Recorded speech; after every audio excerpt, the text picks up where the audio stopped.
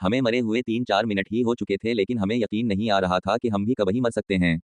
मेरे साथ वाली कब्र में एक स्मार्ट खूबसूरत मुर्दा था। मैंने इससे पूछा, तुमने कभी सिगरेट पिया? इसने इनकार में सर हिला दिया। कभी शराब, चरस, गांजा? इसका सर इनकार में हलता रहा। कभी रश ड्राइविंग की? पानी में अंधी छलांग लगाई? तुम सड़क पर पैदल चलते रहे हो या तुम लोगों से उलझ पड़ते हो? इसने इनकार में सर हिलाया और दुखी आवाज में बोला, मैंने जिंदगी में कभी कोई गलत काम नहीं किया। मैंने पूछा, तुम्हारी उम्र कितनी थी? इसने जवाब दिया, सिर्फ 32 साल। फिर तुम कैसे मर गए? इसने कहा कि मैं भी इस बात पर हैरान हूँ, मैं कैसे मर सकता हूँ? इसने चीख कर जवाब दिया, मैं अपने लाउंज में टेलीविजन देख रहा था, मुझे अचानक सीने में दर्द महसूस हुआ। मैंने चाय का कप मेज पर रखा, दूहरा हुआ और इसके बाद सीधा नहीं हो सका, मैं मर गया। मैंने पूछा, तुम्हारी उस वक्त सबसे बड़ी ख्वाहिश क्या है? इसने मेरी तरफ देखा और बोला, 5 मिनट की जिंदगी। मैं सिर्फ 3 मिनट के लिए वापस जाना चाहता हूँ। मेरे अब्बू मुझसे नाराज थे, मैं अपनी बीवी से बदतमीजी करता था, मैंने अपने बच्चों को कभी प्यार नहीं किया, मैं मुलाजिमों को वक्त पर तनख्वाह नहीं देता था और मैंने अपने लॉन में गुलाब के फूल लगवाए थे, लेकिन मैं उनके पास ना बैठ सका। मैं 3 मिनट में सबसे माफी मांगना चाहता हूँ और मैं अपने गुलाबों को छूकर देखना चाहता हूँ। हम सब सुनाटे में तहे कि अगली कब्र में से एग्जैक्टो कसम अंडरस्कोर कासीरीस अंडरस्कोर मुर्दा था। इसके चेहरे पर कामयाब बिजनेसमैन का एतिमाद था। मैंने इससे पूछा, तुम भी मर गए? इसने अफसोस से सर हिलाया और जवाब दिया, मैं भी इस बात पर हैरान हूँ। मैं दुनिया के बेहतरीन डॉक्टर, आला तरीन अस्पताल और महंगी तरीन दवाएं अफोर्ड कर सकता था। मैंने दुनिया की मुहलिक तरीन बीमारियों की वैक्सीन लगवा रखी थी। मैं अमेरिका और यूरोप की बेहतरीन लेबार्टरियों से हर 4 माह बाद अपने टेस्ट करवाता था। हफ्ते में 2 बार स्टेम बाथ लेता था। मैं डाइट चार्टर के मुताबिक खुराक खाता था। हर हफ्ते फुल बॉडी मसाज करवाता था। मैं काम का स्ट्रेस भी नहीं लेता था। मैंने हमेशा बुलेट प्रूफ गाड़ी और जाती जहाज में सफर किया। मेरे पास 5000 लोग मुलाजिम थे।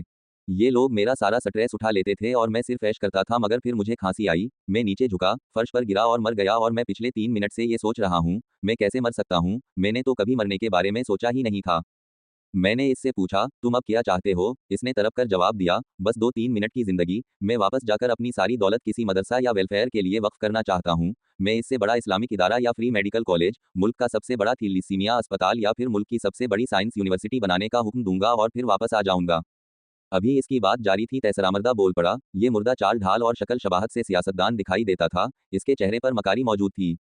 मैंने पूछा, साहब आप भी फौत हो गए? वो दिख में डूबी आवाज में बोला, हाँ, और मैं उसी बात पर हैरान हूँ, सोच रहा हूँ, मैं कैसे मर सकता हूँ? मैं तो वो शख्स था जिसके एक नारे पर लोग जान देते थे। मेरी गिरफ्तारी, मेरी कैद पर मेरे वर्कर खुदसूजी कर लेते थे। लोग मुझसे टिकट लेने के लिए 11,000 वोल्ट के खंबे पर चढ़ जाते थे।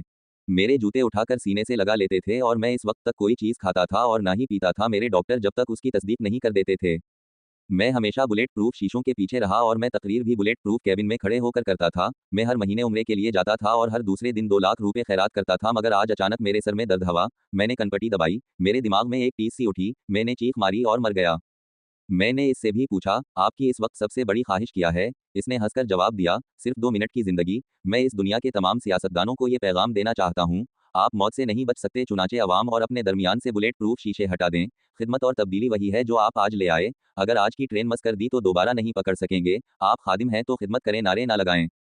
अभी इसकी बात जारी थी कि मौलवी साहब का मुर्दा सीधा हो गया। उनके माथे पर जुहद और तकवा का मेहराब था, गर्दन अजज और इंकिसारी के बूझ से झक्की हुई थी। मैंने इन्हें पूछा, हुजूर आप भी मर चुके हैं? मौलवी साहब बोले, मैं भी इस बात पर हैरान हूँ, मैंने जिंदगी में सैकड़ों जनाजे पढ़ाए, अपनी हर तकरीर में मौत, मैदान हश्र और हिसाब का जिक्र की, लेकिन इसके बावजूद मुझे यकीन था मैं नहीं मरूंगा। अल्लाह ताला मुझे बहुत उम्र देगा और मैं जब तक मौत के फरिश्ते को इजाजत नहीं दूंगा ये मेरे बिस्तर के करीब नहीं फटकेगा। मगर हुआ इससे अलट। मैं मस्जिद में नमाज से फारिग हुआ, अभी मस्जिद से निकलने भी ना पाया कि रूह जिस्म से परवाज कर गई। मुझे भी अब सिर्फ 3 मिनट चाहिए। दुनिया को बताना चाहता हूँ कि सबसे पहले हुकूक अलाबाद अदा करो और आप लोगों को अल्लाह ताला, किताब, अल्लाह और रसूल सल्लल्लाहु अलैहि वसल्लम की तरीकों को अपनाना चाहिए। अल्लाह से अपनी गलतियों, गुनाहों और कोताहियों की माफ़ी मांगो, कुरान करीम पढ़ो और रसूल सल्लल्लाहु अलैहि वसल्लम की हर एक सुन्नत से अपनी ज़िंदगी संवारते जाओ।